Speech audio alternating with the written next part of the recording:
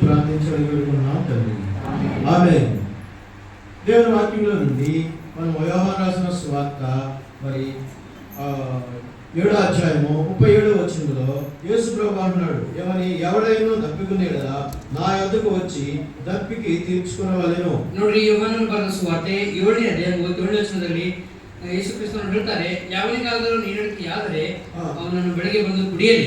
38వ వచనం కూడా, నా యందు విశ్వాసం ఉంచి వాడెవడో లేఖనం చెప్పినట్టు వాని కడుపులో నుండి జీవ జలములు పారునని బిగ్గరగా చెప్పెను. ನೋಡ್ರಿ, 38ನೇ ವಚನ, ನನ್ನನ್ನು ನಂಬಿದವನ ಹೊಟ್ಟೆಯೊಳಗಿಂದ ಶಾಸ್ತ್ರದಲ್ಲಿ ಹೇಳಿರುವ ಪ್ರಕಾರ ಜೀವಕರವಾದ ನೀರಿನ ಬೆಳೆಗಳು ಹರಿವು ಎಂದು ಕೂಗಿ ಹೇಳಿದರು.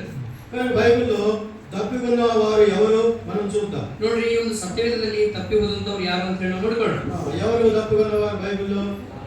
ನೋಡ್ರಿ, ದಾಹ ಉಳ್ಳಂತವ್ರು ಈ ಒಂದು ಲೋಕದಲ್ಲಿ ಯಾರಿದ್ದಾರೆ ನೋಡ್ರಿ, ಸತ್ಯವೇದದಲ್ಲಿ ಯಾರಿದ್ದಾರೆ? కనుక మనము సమయం లేదు కాబట్టి త్వరగానే ముగిస్తాము. 16వ అధ్యాయము ಸಮಯ ಇಲ್ಲದಕ್ಕೋಸ್ಕರ ಬೇಗ ಮುಗಿಸ್ಕೊಳ್ಳೋಣ. ಲೂಕನ ಬರೆದ ಸುವಾರ್ತೆ 19ನೇ ವಚನ నుండి మనందరం కలిసి చదువుతున్నాం. 19వ వచನದಿಂದ ನಾವೆಲ್ಲರೂ ಸೇರೋಣ. 19 ಲೂಕಾ ಸುವಾರ್ತೆ, ಲೂಕನ ಬರೆದ ಸುವಾರ್ತೆ 14ನೇ ಅಧ್ಯಾಯ 19ನೇ ವಚನದಿಂದ, ಧನವಂತರು ಐಶ್ವರ್ಯವಂತನಾದ ಮನುಷ್ಯನನ್ನು ಅವನು ಸಕಲಾತ್ಮಕ ದೈವವಾದ ನಾಲ್ವಡಿ ಉತ್ತಮ ವಸ್ತ್ರಗಳನ್ನು ಧರಿಸಿಕೊಂಡು ಪ್ರತಿದಿನವೂ ವೈಭವದೊಡನೆ ಸುಖ ಸಂತೋಷ ಪಡುತ್ತಿದ್ದರು. ಅವನ ಮನೆ ಬಾಗಿಲಲ್ಲಿ ರಾಜನೆಂಬ ಒಬ್ಬ ಭಿಕ್ಷುಗಾರನು ಇದ್ದುಕೊಂಡಿದ್ದ. 21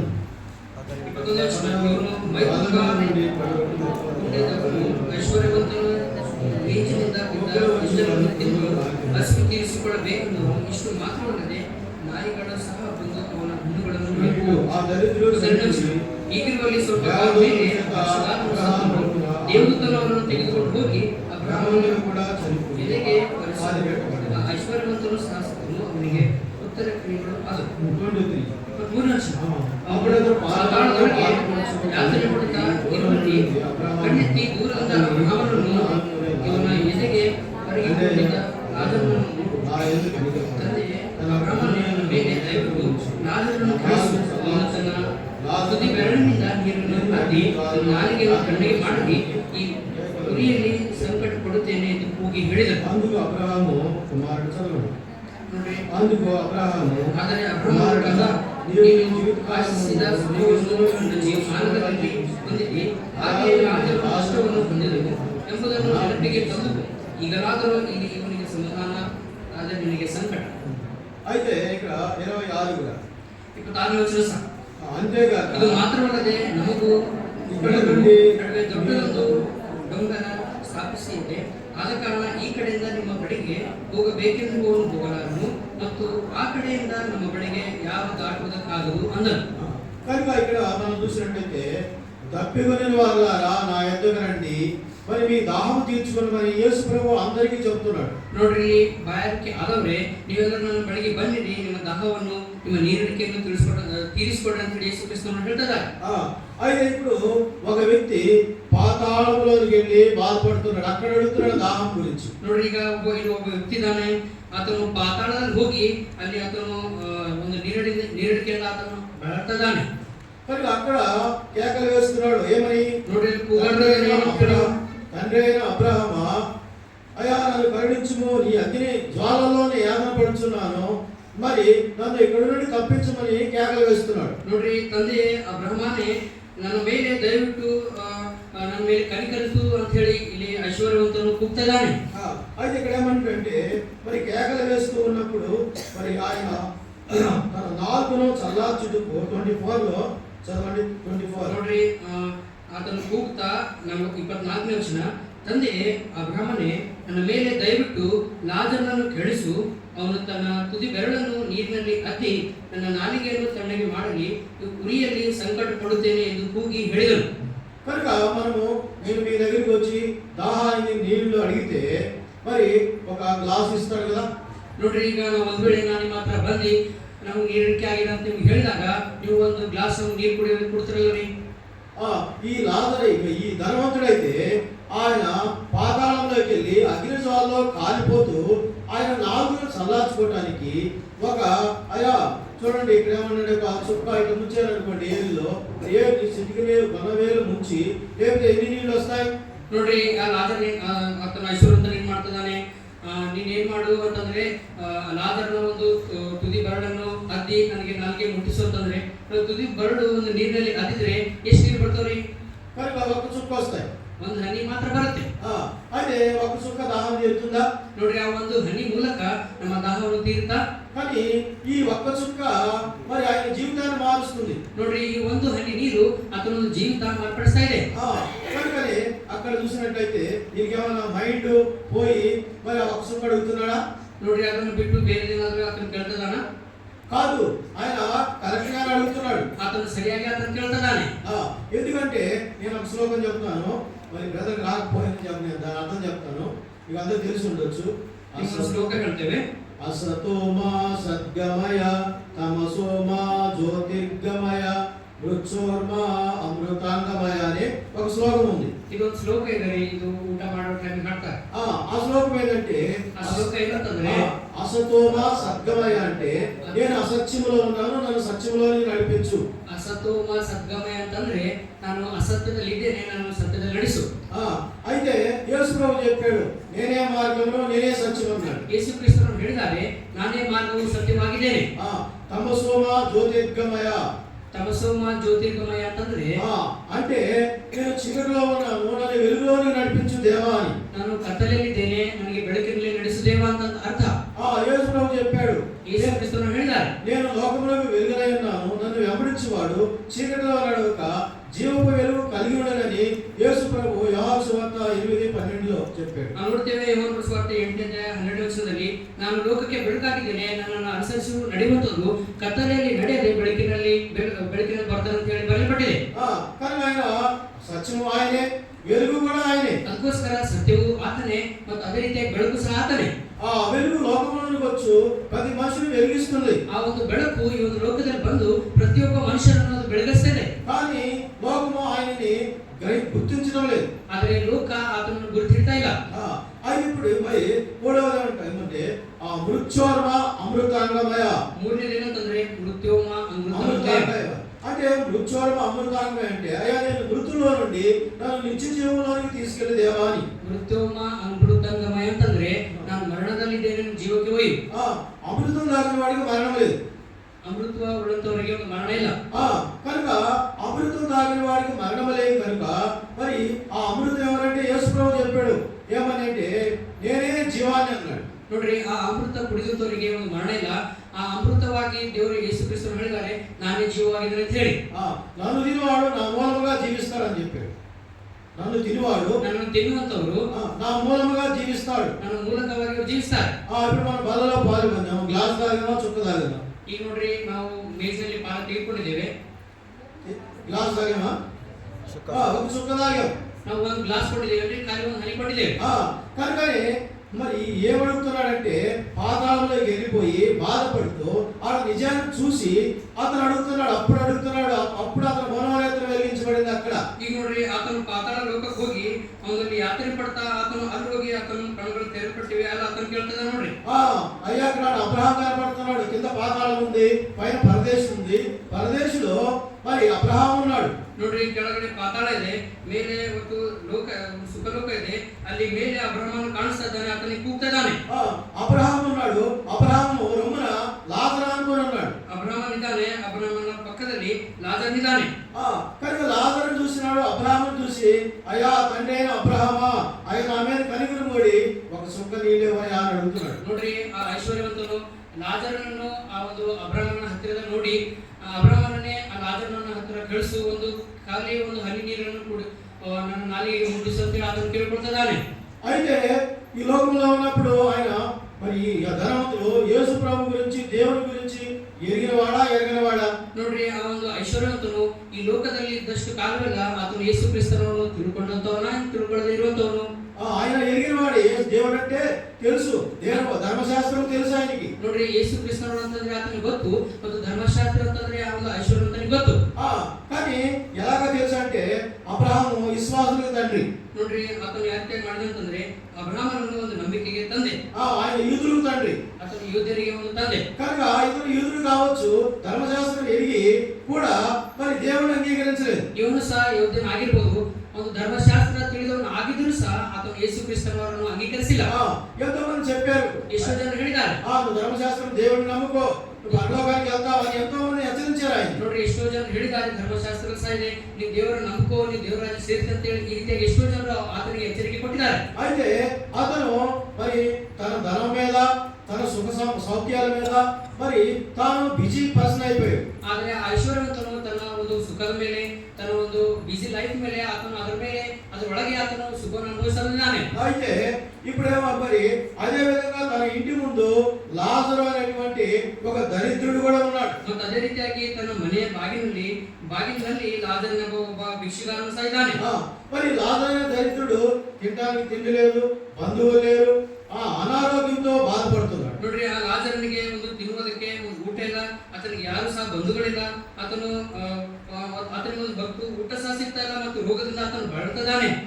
మరి అటువంటి దరిద్రుడు మరి తన ఇంటి ముందు మరి ఆయన బల్ల మీద నుండి పడ్డ అటువంటి రొట్టె ముక్కలు మరి ఆ చెత్త కుప్పలో పడేస్తుంటే పందులు కుక్కలు వచ్చి వాటిని తింటుంటే వాటితో పాటు కూడా ఏం తింటున్నాడు. ನೋಡ್ರಿ, ಆತನು ಏನ್ ಮಾಡ್ತದೆ ಅಂತಂದ್ರೆ, ಆ ಐಶ್ವರ್ಯವಂತನ ಮನೆಯಲ್ಲಿ ಭೋಜನ ಮಾಡಿದಾಗ, ಆತನ ಭೋಜನ ಮಾಡಿದಾಗ ಹೆಚ್ಚಾಗಿ ಉಳಿದಂಥದ್ದು, ಮೇಜಿನಿಂದ ಕೆಳಗೆ ಬಿದ್ದಂಥದ್ದು ಅದು ತೆಗೆದುಕೊಂಡು ಹೋಗಿ ಕಸರ ಗುಂಡಿಯಲ್ಲಿ ಹಾಕಿದಂದು ಅದು ನಾಯಿ ಹಂದಿ ತಿನ್ನುವಂತ ಸ್ಥಳದಲ್ಲಿ ಹೋಗಿ ಆತನು ತಿಂತಿದ್ದಾನೆ. కానీ ఒకరోజు కూడా దరిద్రుడిని మరి పిలిచి ఆ దరిద్రుడిని మరి ఆయన పెట్టినవాడు కాదు. ನೋಡ್ರಿ, ಆ ದರಿದ್ರನನ್ನು ಲಾಜರನನ್ನು ನೋಡಿ ಈ ಐಶ್ವರ್ಯವಂತನು ಯಾವಾಗಲೂ ಸಹ ಕರೆದು ಆತನ ಊಟ ಕೊಟ್ಟಿಲ್ಲ. చూడండి, సామెతల గ్రంథంలో ఎవరండి, ನೋಡ್ರಿ, ಜ್ಞಾನೋಕ್ತಿ 14:20 సామెతల గ్రంథము 14వ అధ్యాయము, జ్ఞానోక్తిಗಳು 14ನೇ ಅಧ್ಯಾಯ 20వ వచనం చదవండి. 20ನೇ ವಚನ. సామెతల గ్రంథము 14వ అధ్యాయము, జ్ఞానోక్తిಗಳು 14ನೇ ಅಧ್ಯಾಯ 20ನೇ వచనం. ఆ దరిద్రుడు తన పొరుగువారికి అసహ్యుడు, ఐశ్వర్యవంతుని ప్రేమించువారు అనేకులు ఉన్నారు. కాదు కనుక ఇక్కడ మరి దరిద్రుడు తన పొరుగువానికి కూడా అసహ్యుడు, కానీ మరి ధనవంతుడిని ప్రేమించే వాళ్ళు అనేకులు ఉన్నారు. ನೋಡ್ರಿ, ಬಡವರಂತಂದ್ರೆ ನಮ್ಮ ಮನೆ ಅಕ್ಕಪಕ್ಕದವರಿಗೆ ಸಹ ಅಸಹ್ಯ, ಅದೇ ರೀತಿಯಾಗಿ ಧನವಂತರಿಗೆ ಪ್ರೀತಿಸುವಂತವರು, ಪ್ರೀತಿ ಮಾಡುವಂತವರು ಬಹಳ ಜನ ಇದ್ದಾರೆ. అదే విధంగానే అదే అధ్యాయం 31 వచ్చిన కూడా 31 ఇదే 5ನೇ అధ్యాయం 31ನೇ వచనం. దరిద్రుని బాధించువాడు వారి సృష్టికర్తను నిందించువాడు, పేదలను కనికరించువాడు, మరి ఆయనను గణపరచువాడు. ನೋಡ್ರಿ, ಕ್ಷಮಿಸಿರಿ, 14ನೇ ಅಧ್ಯಾಯ 31ನೇ వచనం. దరిద్రుని బాధించువాడు వారి సృష్టికర్తను నిందించువాడు, పేదను కనికరించువాడు, ఆయనను గణపరచువాడు. కాబట్టి ఎప్పుడు కూడా మరి యొక్క ధనవంతుడు ఈ పేదవాడిని కనికరించిన పాపాన్ని పోలేదు. ನೋಡ್ರಿ, ಈ ಒಂದು ಧನವಂತನಿಗೆ ಆತನಿಗೆ ಬರ್ತಂತ ಪಾಪ ಯಾವಾಗ ಸಹ ಹೋಗಿಲ್ಲ. కనుక మరి అందుకని ఇప్పుడు ఈ పేదవాడిని కనికరించి ఉంటే అతడు దేవుడు అతన్ని కనపరిచేవాడు. ನೋಡ್ರಿ, ಈ ಬಡವನನ್ನು ಆತನು ಸಹಾಯ ಮಾಡಿದರೆ ದೇವರು ಆ ಐಶ್ವರ್ಯವಂತನನ್ನು ಗಣಪಡಿಸ್ತಾ ಇದ್ರು. 21వ వచనం కూడా 21 కూడా చూడండి. ನೋಡ್ರಿ, 21ನೇ ವಚನ ಸಹ ఇదే అధ్యాయ 21ನೇ వచనం. తన పొరుగువాని తిరస్కరించువాడు పాపము చేయవాడు, పేదలను మరి కటాక్షించువాడు ధన్యుడు. ನೋಡ್ರಿ, ನೆರೆಯವನನ್ನು ತಿರಸ್ಕರಿಸುವವನು ದೋಷಿ, దరిద్రులను కనికరించువాడు ధన్యుడు. కాబట్టి ఆ దరిద్రుడిని కనికరించలేదు, ఆ ధన్యతను పోగొట్టుకున్నాడు, ఆ ఘనతను దేవుని గణపరిచేటువంటి భాగ్యాన్ని పోగొట్టుకున్నాడు. ಆ ದರಿದ್ರನ್ನು ಕನಿಕರಿಸಿಲ್ಲ, ದೇವರೊಂದು ಆಶೀರ್ವಾದವನ್ನು ಆತನು ಹೊಂದಿಲ್ಲ. కనుక పాతాళంలో వేదన పడుతున్నాడు. ಅದಕ್ಕೋಸ್ಕರ ಪಾತಾಳ ಲೋಕದಲ್ಲಿ ಆತನು ವೇದನೆ ಪಡ್ತಿದ್ದಾನೆ. కనుక మరి నేను కూడా 100 సంవత్సరాలకు వచ్చామను. ಅದಕ್ಕೋಸ್ಕರ ನೀವು ಎಲ್ಲರೂ ಒಂದು ಹೊಸ ವರ್ಷದಲ್ಲಿ ಬಂದಿದ್ದೇವೆ. కనుకనే నీవు కూడా దేవుని వాక్యము, దేవుని మాటలను నమ్మి నీవు కూడా యేసునందు విశ్వాసం ఉంచాలని ఈ నూతన సంవత్సరంలో మరి దేవుడి వాక్యము మరి నీతో మాట్లాడుతుంది. ಅದಕ್ಕೋಸ್ಕರ ನೀವು ದೇವರಲ್ಲಿ, ದೇವರ ವಾಕ್ಯದಲ್ಲಿ ನಂಬಬೇಕಂತ ಹೇಳಿ ಇವತ್ತು ಸಹ ದೇವರ ವಾಕ್ಯ ನಿಮ್ಮೊಂದಿಗೆ ಮಾತಾಡ್ತಾ ಇದೆ. అదే ఒక మరి మోడీ గారు ఆయన ఒక సినిమా యాక్టర్ దగ్గరికి వెళ్ళి ఆయన సువార్త చెప్తే ఆమె అన్నదంట, అయ్యా నాకు చాలా వయసు ఉన్నది, నాకు ఇంకా మరి నేనప్పుడు నాకు ఆ వయసు ఉంది, నాకు ఆ సినిమాలో యాక్టర్ చేయడానికి నాకు చాలా అవకాశాలు ఉన్నాయి, కానీ నేను ఇప్పుడు నమ్ముకోను, ఎప్పుడో నమ్ముకుంటానని చెప్పింది. ನೋಡ್ರಿ, ಡಿಯರ್ ಮೋದಿ ಅವರು ಏನ್ ಮಾಡಿದ್ರು ಅಂತಂದ್ರೆ, ಒಬ್ಬರು ಫಿಲ್ಮ್ ಆಕ್ಟರ್ ಹತ್ರ ಹೋಗಿ ಅವರು ಸುವಾರ್ತೆ ಹೇಳಿದ್ದಾರೆ, ನೀವು ಯೇಸು ಕ್ರಿಸ್ತನನ್ನು ನಂಬ್ಕೊಳ್ಳೋ ಅವಾಗ ಫಿಲ್ಮ್ ಆಕ್ಟರ್ ಏನ್ ಹೇಳಿದಾರೆ ಅಂತಂದ್ರೆ ನನಗೆ ಇನ್ನೂ ಬಹಳಷ್ಟು ವಯಸ್ಸಿದೆ, ನಾನು ಇನ್ನೂ ಬಹಳಷ್ಟು ಫಿಲ್ಮ್ ನಲ್ಲಿ ಕೆಲಸ ಮಾಡಬೇಕು, ಆಕ್ಟಿಂಗ್ ಮಾಡಬೇಕು, ಅದನ್ನ ಆಮೇಲೆ ನಾನು ಕೊಡ್ತೀನಿ ಅಂತ ಈ ರೀತಿಯಾಗಿ ಹೇಳಿದ್ದಾರೆ. అప్పుడు కొన్ని అన్నయ్య కాలంలో ఆయన వెళ్ళాడు కాబట్టి కొన్న మరి నిమ్మరసం ఆయనకి ఇచ్చింది.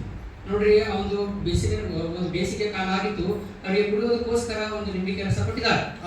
అయితే ఆయన సగం తాగి ఆ సగాన్ని ఆమెకి ఇచ్చాడు. ನೋಡ್ರಿ, ಅವರು ಸ್ವಲ್ಪ ಸ್ವಲ್ಪ ಒಂದು ಗ್ಲಾಸ್ ಅಲ್ಲಿ ಸ್ವಲ್ಪ ಅರ್ಧ ಕುಡಿದು ಅದು ಅವ್ರು ಕೊಟ್ಟಿದ್ದಾರೆ. అప్పుడు ఆమె సీరియస్ అయింది. ఏంటి మీరు ఇంత మర్యాదస్తులు, మీరు తాగిన ఇంగిల్ నేను తాగాలా? ನೋಡ್ರಿ, ಅಲ್ಲಿ ನೀವು ಕುಡಿದ್ರೆ ನಾ ಕುಡಿಬೇಕಾ అని అన్నప్పుడు, అమ్మ నేను తాగిన ఇంగ్లేం ఇష్టపడినప్పుడు మరి నువ్వు జీవితం అంతా పాడు చేసుకుని నీ చెత్త జీవితాన్ని దేవుడికి ఇస్తే దేవుడు అంగీకరిస్తాడా? ಅವಾಗ ಡಿ.ಎಲ್. ಮೋದಿ ಅವರು ಹೇಳಿದ್ದಾರೆ, ನಾನು ಕುಡಿದಿದ್ದು ನೀವು ಕುಡ್ಲಿಕ್ಕೆ ಆಗ್ತಾ ಇಲ್ವಲ್ಲ, ಅದೇ ರೀತಿಯಾಗಿ ನೀವು ಹಾಳಾದಂತ ಜೀವಿತವನ್ನು ತೆಗೆದುಕೊಂಡು ಬಂದು ಅದಾದ್ಮೇಲೆ ದೇವರ ಹತ್ರ ಬಂದರೆ ದೇವರು ಇಷ್ಟಪಡ್ತಾನ? కనుకనే నువ్వు దేవుని యందు ఇప్పుడైనా విశ్వాసం ఉంచమని చెప్పి ఆయన చెప్పాడు. ಅದಕ್ಕೋಸ್ಕರ ನೀವು ದೇವರ ಮೇಲೆ ಈಗಲಾದರೂ ವಿಶ್ವಾಸ ಇಡು ಅಂತ ಹೇಳಿ ಅವ್ರು ಹೇಳ್ತಾ ಬಂದ್ರು. అయితే ఆమె తృణీకరించి వెళ్ళిపోయింది. ಆದ್ರೆ ಅವರು ತಿರಸ್ಕರಿಸಿ ಅವರು ಅಲ್ಲಿಂದ ಹೋಗಿದ್ದಾಳೆ. అయితే ఆమె యాక్సిడెంట్ లో చనిపోయింది. ಅವರು ಮತ್ತೆ ಹೋಗಿದ ತಕ್ಷಣ ಅವರು ಆಕ್ಸಿಡೆಂಟ್ ಅಲ್ಲಿ ಸತ್ತೋಗಿದ್ದಾರೆ. అయితే అదే విధంగానే రేపు ఏం సంభవించిందో మనకు తెలియదు. అదే విధವಾಗಿ ನಾಳೆ ಏನಾಗುತ್ತೋ ನಮಗೆ ಗೊತ್ತಿಲ್ಲ. కనుక నాకు చాలా వయసు ఉంది, నేను ఎక్కువగా బతుకుతానని అనుకుంటున్నావేమో. ನೀವು ಅದೇ ರೀತಿಯಾಗಿ ಅನ್ಕೊಳ್ತಾ ಇದ್ದೀರೇನೋ, ನನಗೆ ಇನ್ನು ಬಹಳಷ್ಟು ಸಮಯ ಇದೆ, ಬಹಳಷ್ಟು ವಯಸ್ಸಿದೆ, ಅದೇ ರೀತಿಯಾಗಿ ಅನ್ಕೊಳ್ತಾ ಇದ್ದೀರೇನೋ. యేసు ప్రభు ఎప్పుడు వస్తాడో నీకు తెలియదు. ಆದ್ರೆ ಯೇಸು ಕ್ರಿಸ್ತನವರು ಯಾವಾಗ ಬರ್ತಾರೋ ನಮ್ಗೆ ಗೊತ್ತಿಲ್ಲ. మన ప్రాణం ఎప్పుడు పోతుందో మనకు తెలియదు. ನಮ್ಮ ಪ್ರಾಣ ಯಾವಾಗ ಹೋಗ್ತದೋ ನಮ್ಗೆ ಗೊತ್ತಿಲ್ಲ. కనుక ఈ ఉదయకాల సమయం, మధ్యాహ్నకాల సమయంలో నువ్వు యేసునికి నీ హృదయం ఇవ్వు. ಅದಕ್ಕೋಸ್ಕರ ಈ ಒಂದು ಮಧ್ಯಾಹ್ನಕಾಲ ಸಮಯದಲ್ಲಿ ಯೇಸು ಕ್ರಿಸ್ತನವರಿಗೆ ನಿಮ್ಮ ಒಂದು ಹೃದಯ ಕೊಡ್ರಿ. ఆ లాజరు ఏమంటున్నాడంటే, అయ్యా ఈ మరి వేదన, మరి ఈ అగ్నిజ్వాలలో నేను యాతన పడుతున్నాను, అయ్యా నన్ను కాపాడమని కేకలేస్తున్నాడు. ಆ ಲಾಜರನು ಒಂದು ಅಗ್ನಿ ನರಕದಲ್ಲಿ ನಾನು ಬಹಳಷ್ಟು ಕಷ್ಟಪಡ್ತಾ ಇದ್ದಾನೆ, ಸಂಕಟ ಪಡ್ತಾ ಇದ್ದಾನೆ, ಇದನ್ನ ಅದರೊಳಗೆ ಆತನು ಸಿಕ್ಕಿಬಿದ್ದು ಆತನು ಕೂಗ್ತಿದ್ದಾನೆ. అయితే అయ్యా అబ్రహాము ఒక సుక్క నీళ్ళు ఇవ్వమంటే ఎవరు రావాలి? ఆ లాజరు ఉన్నాడు కదా, మరి ఒక్క సుక్క నీళ్ళు ఇవ్వమని అడిగాడు. ಅಯ್ಯೋ ಅಬ್ರಹಾಮನ ಲಾಜರನನ್ನು ಕೇಳಿಸು, ಕೇವಲ ಒಂದು ಹನಿ ನೀರನ್ನು ಆ ಲಾಜರ್ ನಂತರದಿಂದ ಐಶ್ವರ್ಯವನ್ನು ಕೇಳಿದಾನೆ. కానీ ఆయన అడిగాడు, కానీ ఆయన దాహం తీర్చబడలేదు. ನೋಡ್ರಿ, ಐಶ್ವರ್ಯವಂತನು ಕೇಳಿದಾನೆ, ಆದ್ರೆ ಆತನಿಗಿರುವಂತ ದಾಹ ಆತನಿಗೆ ತೀರಿಸಲ್ಪಟ್ಟಿಲ್ಲ. అయితే అదే విధంగానే ఆయన ఒక ప్రార్థన చేశారు, అయ్యా యాతనకరమైన స్థలంలో నేను ఉన్నాను, నాకు 5 సహోదరులు ఉన్నారు, వాళ్ళు ఈ స్థలంలో రాకుండా ఆ లాజరు పంపి వాళ్ళకి సువార్త ప్రకటించమని చెప్పి. ನೋಡ್ರಿ, ಆ ಯಾತನೆ ಒಂದು ಕಷ್ಟ ಸಮಯದಲ್ಲಿ ಆತನು ಒಂದು ಪ್ರಾರ್ಥನೆ ಮಾಡಿದಾನೆ, ಆತನು ಒಂದು ಮಾತು ಹೇಳಿದಾನೆ, ನಾನು ಇಲ್ಲಾದ್ರೂ ಬಹಳಷ್ಟು ಸಂಕಟ ಪಡ್ತಾ ಇದ್ದೇನೆ, ನನ್ನ ಕೆಳಗೆ ಭೂಲೋಕದಲ್ಲಿ ನನ್ನ 5 ಜನರು ಅಣ್ಣ ತಮ್ಮಂದಿರು ಇದ್ದಾರೆ, ಲಾಜರನನ್ನು ಕೇಳಿಸಿ ಅವರನ್ನು ಸುವಾರ್ತೆ ಹೇಳುವಂತೆ ಮಾಡು. కానీ ఇప్పుడు మనం ఇక్కడ కూర్చొని ఉన్నాము, ಅದೇ ನಾವು ಕೂತಿದ್ದೇವೆ, మనకు తెలిసిన వ్యక్తి లాజరు అనుకోండి. ಈಗ ನಮ್ಗೆ ಗೊತ್ತಿರುವಂತ ವ್ಯಕ್ತಿ ಲಾಜರ್ ಅಂತ ಅನ್ಕೊಳ್ರಿ. ఇక్కడ మనం బాక్స్ లో పెట్టున్నాం. ಈಗ ನಾವು ಆತನಿಗೆ ಬಾಕ್ಸ್ ಅಲ್ಲಿ ಹಾಕಿದ್ದೇವೆ. ఆ బాక్స్ లో ఉన్న వ్యక్తి క్షణాన్ని లేచాడు అనుకోండి. ನೋಡ್ರಿ, ಆ ಬಾಕ್ಸ್ ಅಲ್ಲಿ ಇರುವಂತ ವ್ಯಕ್ತಿ ಸಡನ್ ಆಗಿ ಎದ್ದ ಅನ್ಕೊಳ್ರಿ. ఆ సచ్చిన మనిషి మన దగ్గరికి వచ్చాడు అనుకోండి. ನೋಡ್ರಿ, ಸತ್ತಂತ ಮನುಷ್ಯನು ಮತ್ತೆ ತಿರುಗಿ ಎದ್ದ ಅನ್ಕೊಳ್ರಿ. ఇక్కడ ఎంతమంది ఉంటారు? ನೋಡ್ರಿ, ಎಷ್ಟು ಜನ ಇರ್ತಾರೆ? ఎంతమంది ఉంటారు? ಎಷ್ಟು ಜನ ಇರ್ತೇವೆ? ఎవరు దెయ్యం వచ్చిన అందరూ పారిపోతారు. ನೋಡ್ರಿ, ಯಾರು ಸಹ ಇರೋದಿಲ್ಲ, ಒಂದು ಎಲ್ಲರೂ ಓಡೋಗ್ತಾರೆ. కనుక దెయ్యం వచ్చిన అందరూ పారిపోతారు కాబట్టి అది కుదరని పని. అక్కడ మరి సేవకులు ఉన్నారు, ప్రవక్తలు ఉన్నారు, వాళ్ళు చెప్పిన మాట వింటే వాళ్ళు కూడా నీ ఉండే స్థలం కాకుండా నేను ఉండే స్థలంకి వస్తారని చెప్పాడు. ನೋಡ್ರಿ, ಆ ದೇವ ಬಂದಿ ಅಂತ ಹೇಳಿ ಓಡೋಗ್ತಾರೆ, ಆದ್ರೆ ಸೇವಕರು ಎಲ್ಲರಿದ್ದಾರೆ, ಆದ್ರೆ ನಾನಿರುವಂತ ಸ್ಥಳದಲ್ಲಿ ಬರ್ತಾರೆ ಅಂತ ಆತನು ಹೇಳ್ತಾನೆ. అక్కడ నీళ్లు లేవు, ಅಲ್ಲಿ ನೀರಿಲ್ಲ, దేవుడు లేడు, ಅಲ್ಲಿ ದೇವರಿಲ್ಲ, మన ప్రార్థన ఆలకించబడదు, ನಮ್ಮ ಪ್ರಾರ್ಥನೆ ಸಹ ಅಲ್ಲಿ ಕೇಳಿಸಲ್ಪಡಲ್ಲ. కనుకనే అక్కడ యాతనకరమైనటువంటి మరి అగ్ని గుండం ఉంటుంది అక్కడ. ಅದಕ್ಕೋಸ್ಕರ ಯಾತನೆ ಪಡುವಂತ ಬಹಳಷ್ಟು ಅಗ್ನಿ ನರಕ ಗುಂಡ ಇರುತ್ತೆ. అందుకని ప్రభువు యేసుక్రీస్తు వారు నిన్ను పిలుస్తున్నాడు. ఎవడైనా దప్పికొనేలా నా యొద్దకు వచ్చి మరి దప్పిక తీర్చుకోవాలి.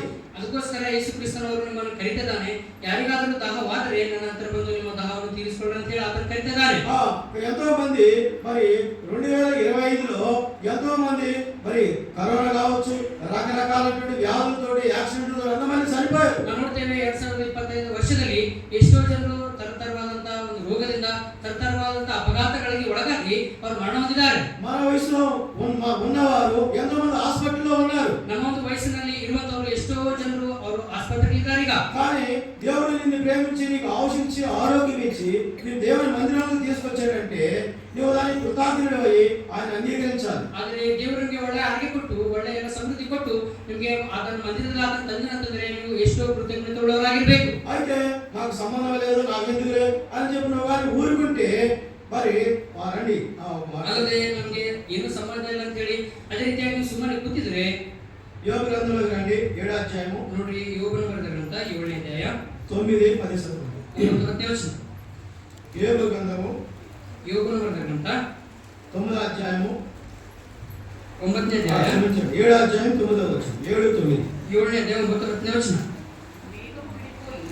మేఘము విడిపోయి అదృశ్యమగనట్లు పాతాళములకు దిగిపోవాడు మరి ఎప్పుడు రాడు, అతడు ఎన్నడను తన ఇంటికి రాడు, అతని స్థలము అతని మరలా నెరగదు. కాబట్టి ఇది గుర్తుపెట్టుకో. ಅದಕ್ಕೋಸ್ಕರ ನೀವು ನೆನಪಿನಲ್ಲಿ ಇಟ್ಕೊಳ್ರಿ. మళ్ళా నువ్వు వాళ్ళ ఇంటికి రావు. పాతాళానికి వెళ్ళిన వాడికి ఎప్పటికీ కనబడడు. ನೋಡ್ರಿ, ಒಂದ್ ವೇಳೆ ನೀವು ಪಾತಾಳಕ್ಕೆ ಹೋಗಿದ್ರೆ ಹಿಂತಿರುಗಿ ಬರಲ್ಲ, ಮತ್ತೆ ಹಿಂತಿರುಗಿ ಪುನಃ ನಿಮ್ಮ ಒಂದು ಮನೆಗೆ ನೀವು ಬರೋದಿಲ್ಲ. యోబు గ్రంథంలో కూడా ఒక మాట ఉంటున్నాడు 24వ అధ్యాయం చూడండి. ನೋಡ್ರಿ, ಇನ್ನೊಂದು ಮಾತು ಯೋಬನ ಬರೆದ ಗ್ರಂಥದಲ್ಲಿ యోబు గ్రంథము 24వ అధ్యాయము ಯೋಬನ ಬರೆದ ಗ್ರಂಥ 24ನೇ ಅಧ್ಯಾಯ 19-20 వచనం 19-20ನೇ ವಚನ. ಯೋಬನ ಬರೆದ ಗ್ರಂಥ 24ನೇ ಅಧ್ಯಾಯ 19-20ನೇ ವಚನ. అనావృష్టి చేతను ఉష్ణము చేతను మంచు నీళ్లు ఎగిసిపోవునట్లు పాతాళము పాపము చేసిన వారిని పట్టుకును, కన్న గర్భము వారిని మరచును, పురుగు వారిని కమ్మగా తినివేయును. వారు మరి ఎప్పుడనో జ్ఞాపకంలోనికి రారు. వృక్షము విరిగిపోవునట్లు దుర్మార్గులు పడిపోవదురు. కనుక మరి ఇక పాపము చేసిన వాడిని పాపం పట్టుకుంటుంది. ನೋಡ್ರಿ, ಈ ಪಾಪ ಮಾಡಿದಂತವರಿಗೆ ಆ ಒಂದು ಪಾಪ ಅವರಿಗೆ ಹಿಡ್ಕೊಳುತ್ತೆ. కనుక నువ్వు నిర్లక్ష్యం చేసినట్లయితే దేవుని నువ్వు వాయిదా వేస్తే మరి 2026లో నువ్వు మనం ఉంటామనేటువంటి గ్యారంటీ లేదు. ನೋಡ್ರಿ, ಈ ರೀತಿಯಾಗಿ ನೀವು ದೇವರನ್ನು ತಿರಸ್ಕರಿಸಿದಾದರೆ 2026ರಲ್ಲಿ ನಾವು ಇರ್ತೇವೋ ನಿಮಗೆ ಗೊತ್ತಿಲ್ಲ. కనుక ఇక్కడ ఇంకో మాట కూడా చూద్దాం. చూడండి 5వ అధ్యాయం చదవండి. సామెతల గ్రంథము 5వ అధ్యాయంలో ನೋಡ್ರಿ, ಇನ್ನೊಂದು ಮಾತನಾಡೋಣ. ಜ್ಞಾನೋಕ್ತಿಗಳು 5ನೇ ಅಧ್ಯಾಯ 12వ వచనం చదవండి. 5ನೇ అధ్యాಯ 12ನೇ వచನ. సామెతల గ్రంథము జ్ఞానోక్తిಗಳು 5వ అధ్యాయము 5ನೇ అధ్యాయ 12ನೇ వచన. అయ్యో ఉపదేశం నేనెట్లు త్రోసివేసితిని, నా హృదయము గద్దింపు నేనెట్లు తృణీకరించెదను, నా బోధకుల మాట నేను వినకపోతిని, నా ఉపదేశములకు నేను చెవియకపోతిని. ನೋಡ್ರಿ, ಅಯ್ಯೋ ನಾನು ಸದುಪದೇಶವನ್ನು ಎಷ್ಟೋ ದ್ವೇಷಿಸಿದೆ, ನನ್ನ ಹೃದಯವು ಬುದ್ಧಿವಾದವನ್ನು ಎಷ್ಟೋ ತಾತ್ಸಾರ ಮಾಡಿತು, ನನ್ನ ಬೋಧಕರ ಮಾತನ್ನು ಕೇಳದೆ ಹೋದನಲ್ಲ, ನನ್ನ ಉಪದೇಶಕರ ಕಡೆಗೆ ಕಿವಿಗೊಡಲಿಲ್ಲವಲ್ಲ. అప్పుడు నువ్వు విలవిల ఏడ్చి పాతాళంలోకి వెళ్ళి నువ్వు విలవిల ఏడ్చి నువ్వు నెత్తి బాదుకున్నా రొమ్ము బాదుకున్నా నీ మాట వినేవాడు ఒక్కరు కూడా ఉండరు. ನೋಡ್ರಿ, ಒಂದ್ ವೇಳೆ ನೀವು ಪಾತಾಳ ಲೋಕಕ್ಕೆ ಹೋಗಿ ಅವನ ನರಕದಲ್ಲಿ ಹೋಗಿ ನೀವು ಎಷ್ಟು ಗೋಳಾಡಿದ್ರು ಎಷ್ಟು ಎದ್ದು ಪಡ್ಕೊಂಡು ಹತ್ರು ಸಹ ನಿಮಗೆ ಕೇಳಿಸುವಂತವ್ರು ಸಹಾಯ ಮಾಡುವಂತವ್ರು ಯಾರು ಸಹ ಇರೋದಿಲ್ಲ. అందుకని అక్కడికి పాతాళంలోకి వెళ్ళినటువంటి ధనవంతుడు సుఖంగా అనుభవించినాడు తన డబ్బు ఉద్యోగం తనకున్నటువంటి ఆస్తి పాత్రతోటి, కానీ అక్కడికి వెళ్ళి వేదన పడుతున్నాడు. ನಾವು ನೋಡ್ತೇವೆ, ಆ ಐಶ್ವರ್ಯವಂತನು ಈ ಲೋಕದಲ್ಲಿರುವಾಗ ಬಹಳಷ್ಟು ಐಶ್ವರ್ಯದಿಂದ ಬಹಳಷ್ಟು ಒಳ್ಳೆಯದಿಂದ ಆತನು ಜೀವಿಸುತ್ತಿದ್ದಾನೆ. ಆದರೆ ಅವನು ಪಾತಾಳ ಲೋಕದಲ್ಲಿ ಹೋಗಿದಾಗ ಆತನು ಬಹಳಷ್ಟು ಯಾತನೆ ಕಷ್ಟವನ್ನು ಅನುಭವಿಸ್ತಾ ಇದ್ದಾನೆ. లాజరు అయితే ఎంతో మరి బాధ అనుభవించినాడు. ఇప్పుడు స్వర్గంలో అంటే పరలోకములో మరి ఆయన నెమ్మది పొందుతున్నాడు. ಅದೇ ರೀತಿಯಾಗಿ ಲಾಜರನು ಈ ಒಂದು ಲೋಕದಲ್ಲಿ ಎಷ್ಟೋ ಬಾಧೆಯನ್ನು ಅನುಭವಿಸಿದ್ದಾನೆ, ಆದರೆ ಪರಲೋಕ ರಾಜ್ಯದಲ್ಲಿ ಎಷ್ಟೋ ಸುಖವನ್ನು ಅನುಭವಿಸ್ತಾ ಇದ್ದಾನೆ. కనుక నీవు కూడా ఈ మధ్యాహ్న కాల సమయంలో మరి నీ మధ్యలో మరి పరదేశు పాతాళము ఈ రెండింటిలో దీని ఏది కావాలో నువ్వు కోరుకో. ಅದಕ್ಕೋಸ್ಕರ ಈ ಮಧ್ಯಾಹ್ನ ಕಾಲ ಸಮಯದಲ್ಲಿ ನಿಮಗೆ ಪರಲೋಕ ಬೇಕಾ ಒಂದು ಪಾತಾಳ ಲೋಕ ಬೇಕಾ ಇವೆರಡರಲ್ಲಿ ಒಂದನ್ನು ಆರಿಸ್ಕೋ. కనుక మరి ఆయన దరిద్రుడైతే యేసుని అంగీకరించి మరి పరదేశంలోకి వెళ్ళాడు. ನೋಡ್ರಿ, ಆ ದರಿದ್ರನಾದರೂ ಸಹ ಆತನು ಯೇಸು ಕ್ರಿಸ್ತನವರನ್ನು ಅಂಗೀಕರಿಸಿ ಒಂದು ಪರದೇಶಕ್ಕೆ ಆತನು ಪರಲೋಕ ರಾಜ್ಯಕ್ಕೆ ಆತನು ಹೋಗಿದ್ದಾನೆ. కానీ మరి ధనవంతుడైతే యేసుని అంగీకరించకుండా యేసు ప్రభువుని తెలుసుకొని కూడా ఆయన చనిపోయినాడు. ಆದರೆ ಧನವಂತನಾದರೂ ಯೇಸು ಕ್ರಿಸ್ತನವರನ್ನು ತಿಳಿದುಕೊಂಡರೂ ಸಹ ಯೇಸು ಕ್ರಿಸ್ತನವರನ್ನು ಸ್ವೀಕರಿಸದೆ ಆತನು ಸತ್ತೋಗಿದ್ದಾನೆ. ఆయన పాతాళంలో బాధపడుచు నరకయాతన అనుభవిస్తున్నాడు. ಆತನು ಪಾತಾಳದ ಲೋಕಕ್ಕೆ ಹೋಗಿ ಒಂದು ಪಾತಾಳ ಲೋಕದಲ್ಲಿ ಯಾತನೆ ಪಡ್ತಾ ಬಾಧೆ ಪಡ್ತಾ ಇದ್ದಾನೆ. కనుక మరి మరి దేవుడు నీతో మాట్లాడుతున్నాడు. ಅದಕ್ಕೋಸ್ಕರ ದೇವರು ನಿಮ್ಮ ಜೊತೆ ಮಾತಾಡ್ತಿದ್ದಾನೆ. ఎవరైనా తప్పికొంటే నా యొద్దకు వచ్చి తప్పి దిగి తీర్చుకోవాలి. ಯಾರಿಗಾದರೂ ದಾಹವಾಗಿದ್ರೆ ನನ್ನ ಹತ್ರ ಬಂದು ಅವರ ದಾಹವನ್ನು ತೀರಿಸಿಕೊಡ್ಬೇಕು. ఆయన ఆజ్ఞాపిస్తున్నాడు, బ్రతిమలాడటం లేదు. ಆತನು ಬೇಡ್ಕೊಳ್ತಾನೆ, ಆತನು ಆಜ್ಞೆ ಮಾಡ್ತಿದ್ದಾನೆ. కాబట్టి ఆయన ఆజ్ఞ ఇచ్చినప్పుడు కానీ లోబడకపోతే నష్టం ఎవరికి? నీకే నష్టం. ನೋಡ್ರಿ, ಒಂದ್ ವೇಳೆ ಆತನು ಈಗ ಆಜ್ಞೆ ಕೊಟ್ಟಿದ್ದಾನೆ, ಅವನ ಆಜ್ಞೆಗೆ ಒಳಗಾಗದೆ ಹೋದರೆ ಯಾರಿಗೆ ನಷ್ಟ ರೀ? ಅದು ನಿಮ್ಗೆ ನಷ್ಟ. ఎవడైనా క్రీస్తునందున్న యెడల వాడు నూతన సృష్టి. ನೋಡ್ರಿ, ಯಾರಾದರೂ ಕ್ರಿಸ್ತನಲ್ಲಿ ಇದ್ದರೆ ಅವರು ನೂತನ ಸೃಷ್ಟಿ. వాడు పాపమే గతించును, ఇదిగో సమస్తమును క్రొత్తవాయును. ನೋಡ್ರಿ, ಹಳೆದೆಲ್ಲ ಗತಿಸಿ ಹೋಗಿ ಎಲ್ಲಾ ನೂತನವಾಯಿತು. కనుక నీ హృదయాన్ని ఇస్తే పాత వాడిని తీసివేస్తాడు. నీ జీవితాన్ని క్రొత్త హృదయముగా, శుద్ధ జలము సరైనటువంటి హృదయముగా చేర్చి ఆయన నిన్ను తన బిడ్డగా చేర్చుకుంటాడు. ಅದಕ್ಕೋಸ್ಕರ ನಿಮ್ಮ ಹಳೆಯ ಹೃದಯವನ್ನು ಆತನಿಗೆ ಕೊಟ್ಟಿದ್ದಾದ್ರೆ ಆತನು ನಿಮ್ಮ ಹೃದಯವನ್ನು ತೊಳೆದು ಶುದ್ಧ ಹೃದಯವನ್ನಾಗಿ ಆತನು ಮಾಡ್ತಾನೆ. కనుక ధనవంతుడికి వాక్యం తెలియనివాడు కాదు. ಆದ್ರೆ ಯಾವ ಐಶ್ವರ್ಯವಂತನಿಗೆ ವಾಕ್ಯ ಗೊತ್ತಿಲ್ಲ. అందుకని అబ్రహామా, నా తండ్రి అయిన అబ్రహాము అని అడుగుతున్నాడు. ಅದಕ್ಕೋಸ್ಕರನೇ ಆತನು ನನ್ನ ತಂದೆಯಾದಂತ ಅಬ್ರಹಾಮನೇ ಅಂತ ಆತನು ಕೂಗ್ತಿದ್ದಾನೆ.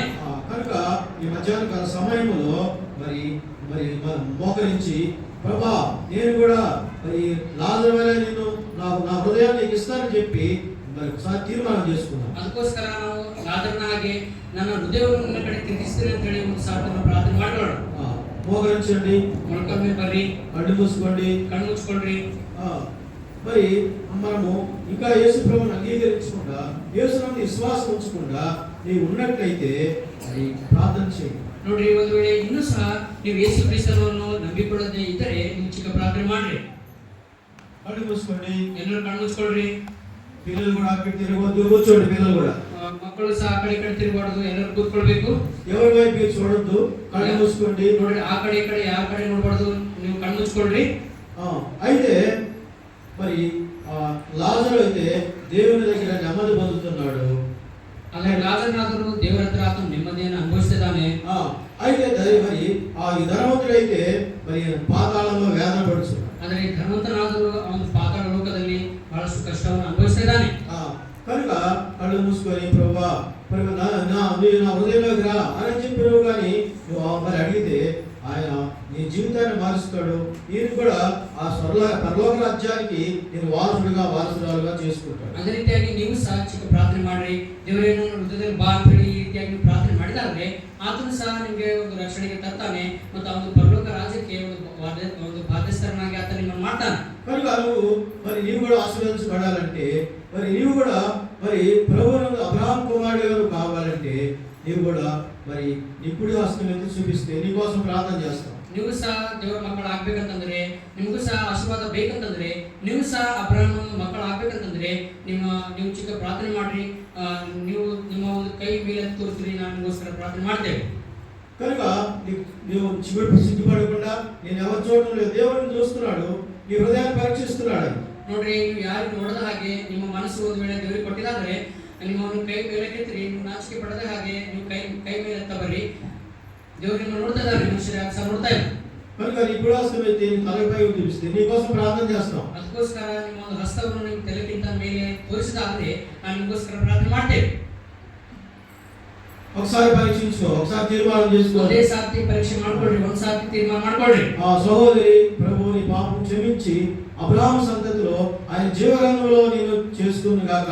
ಸಹೋದರಿ, ದೇವರು ನಿಮ್ಮ ಪಾಪಗಳನ್ನು ಕ್ಷಮಿಸಿ ಅಬ್ರಹಾಮನ ಸಂತತಿಯನ್ನಾಗಿ ತನ್ನ ವಾದಿಸ್ತರನ್ನಾಗಿ ಮಾಡಿಕೊಳ್ಳಲಿ. సహోదరుడా, ఆయన నీ పాపము క్షమించి నీ పేరు కూడా ఆయన జీవగ్రంథంలో రాసుకొని అబ్రహాము వలె నిన్ను కూడా అన్ని విషయంలో ఆశీర్వదించబడును గాక. ಸಹೋದರನೇ, ನಿನ್ನ ಪಾಪಗಳನ್ನು ಸಹ ಕ್ಷಮಿಸಿ ನಿನ್ನ ಹೆಸರು ಸಹ ಜೀವಬಾಧ್ಯರ ಪಟ್ಟಿಯಲ್ಲಿ ಬರೆದು ಅಬ್ರಹಾಮನ ಹಾಗೆ ನಿಮಗೆ ಸಹ ಪರಲೋಕ ರಾಜ್ಯದಲ್ಲಿ ಸೇರಿಸಲಿ. ఇంకా ఎవరైనా మీరు చేయొద్దనంటే, ಇಲ್ಲಿ ಯಾರಾದರೂ ನೀವು ಕೈ ಎತ್ತದಿದ್ದರೆ మరి శత్రువు నిన్ను మరి రేపు తీర్మానం చేసుకున్నాం, ఇంకా నాకు సమయం ఉంది అని చెప్పి నువ్వు అనుకునేటట్టు చేస్తుంటే దాని నుండి బయటికి రా. ನೋಡ್ರಿ, ಸೈತಾನ ನಿಮಗೆ ಇನ್ನು ನಾಳೆ ಸಮಯದಲ್ಲ, ನಾಳೆ ಸಮಯದಲ್ಲ, ಸಾಯಂಕಾಲ ಸಮಯದಲ್ಲ, ಈ ರೀತಿಯಾಗಿ ನಿಮಗೆ ಸೈತಾನನು ಈ ರೀತಿಯಾಗಿ ಪೀಡಿಸ್ತಾ ಇದ್ರೆ ಅದರಿಂದ ಹೊರಗೆ ಬರ್ರಿ. ఒకసారి ఆలోచించు. ఆలోచన ಮಾಡ್ರಿ. నీ జీవితంలో మరి యేసు లేకుండా నీ జీవితంలో నీకు నెమ్మది తృప్తుండదు, పరలోక రాజ్యం ఉండదు. ಯೇಸು ಕ್ರಿಸ್ತನವರು ನಿಮ್ಮ ಜೀವಿತದಲ್ಲಿ ಇಲ್ಲದಿದ್ದರೆ ನಿಮಗೆ ಶಾಂತಿ, ಸಮಾಧಾನ ಮತ್ತು ಪರಲೋಕ ರಾಜ್ಯ ಇರುವುದಿಲ್ಲ. చేతులు వారు దించండి. దయమాడి కై ఎత్తినంతవరకు ಕೆಳಗಿಳಿಸಬಾರಿ. మీ పేరు మీ ఫోన్ నెంబర్ ఇస్తే మీకోసము మరి ప్రార్థన చేస్తాం. స్లిప్ మీద నుండి రాసి ఇవ్వండి. ನೀವು ಒಂದು ಚಿಟ್ಟಿ ಮೇಲೆ ನಿಮ್ಮ ಹೆಸರು, సహోదరుడా నీ పాపములు కూడా క్షమించబడును గాక. సోదరి ನಿಮ್ಮ ಪಾಪ ಸಹ ಕ್ಷಮಿಸಲ್ಪಡಲಿ. ప్రభు నీ పాపములు కూడా క్షమించి అబ్రహాము సంతతిలో చేర్చును గాక. ದೇವರು ನಿಮ್ಮ ಪಾಪಗಳನ್ನು ಸಹ ಕ್ಷಮಿಸಿ ಅಬ್ರಹಾಮನ ಸಂತತಿಯಲ್ಲಿ ಸೇರಿಸಲಿ.